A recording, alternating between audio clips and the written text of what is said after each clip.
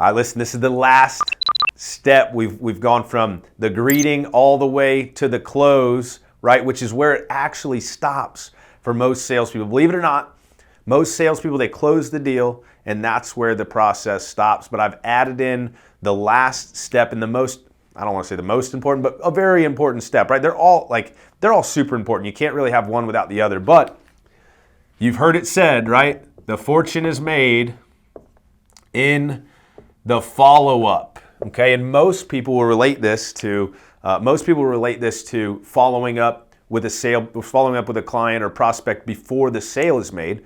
You definitely, I mean, the worst thing that could happen is you're like one of these people that follows up every single day, boom, boom, boom.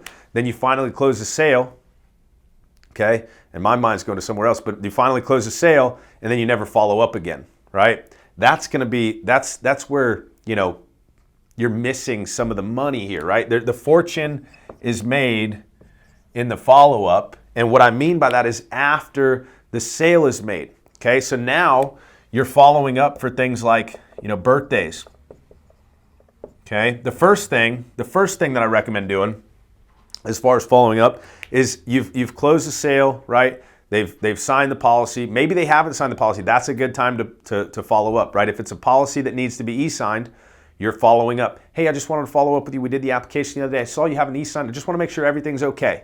Boom. That's a good reason to follow up. Any reason to call your client's a good reason, honestly. Like I used to be like, oh, I don't want to call my client. Then they might yell at me for something or they might not like something or whatever. Like you've got to have confidence that following up is a good thing, right? Following up is going to get you more business, right? It's going to make you more likable to your clients as well. So the initial follow-up might be because they didn't sign, right? But no doubt about it, you want to do a 30-day follow-up. By 30-day FU. By then, right, the 30-day follow-up, by the 30 days, they've received their cards, they've received their packet in the mail, whatever, I don't care if you're selling life insurance or health or whatever it is, they've received everything most likely by 30 days. So, hi there, I was just following up. Hey, this is Brad, the health insurance broker, just following up to make sure that you received your cards and everything else in the mail. Awesome, wonderful, okay, great. Hey, listen, I also want to let you know if you have any questions, you need anything at all, I'm here for you. Okay, so hold on to my number. Make sure you save it, right? You saved in your phone. You didn't save it. What I recommend to my clients a lot of times, just save it Brad Health Insurance, right? We'll keep it simple. That way, if anybody else is calling you for health insurance and it's not me, you know to leave them alone, right? But if you have questions, reach out to me. That's going to help you, okay?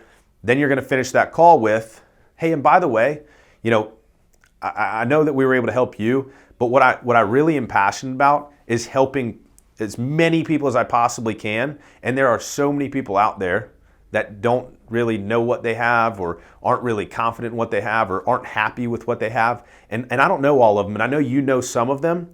Can you maybe put me in contact with a couple people who might be unhappy with their coverage? Or do you know anybody today that's unhappy with their, ask for the referral, right? So 30-day follow-up, birth dates, obviously holidays. You know, nowadays we have CRMs that can do these things for you, okay? Automated, right? My CRM will send automated birthday texts. A lot of the holidays, okay, we've got in there. We should probably put all of the holidays. Those are good times to follow up. You might do a 90-day follow-up. You might do a 6-month follow-up, okay? If there's a plan change in that particular area, you're following up. If there's a new plan, you're following up, you're following up, you're following up, you're following up. Right? And that the reason is always the same.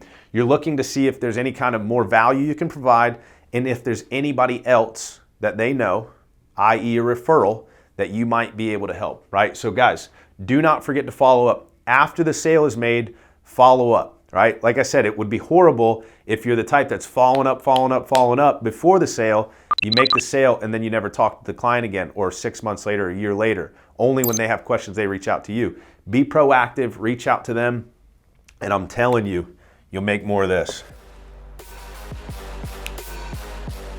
All right, listen, we talked about follow-up, but we talked about follow-up after the close. If you need some help closing more sales, check out this video.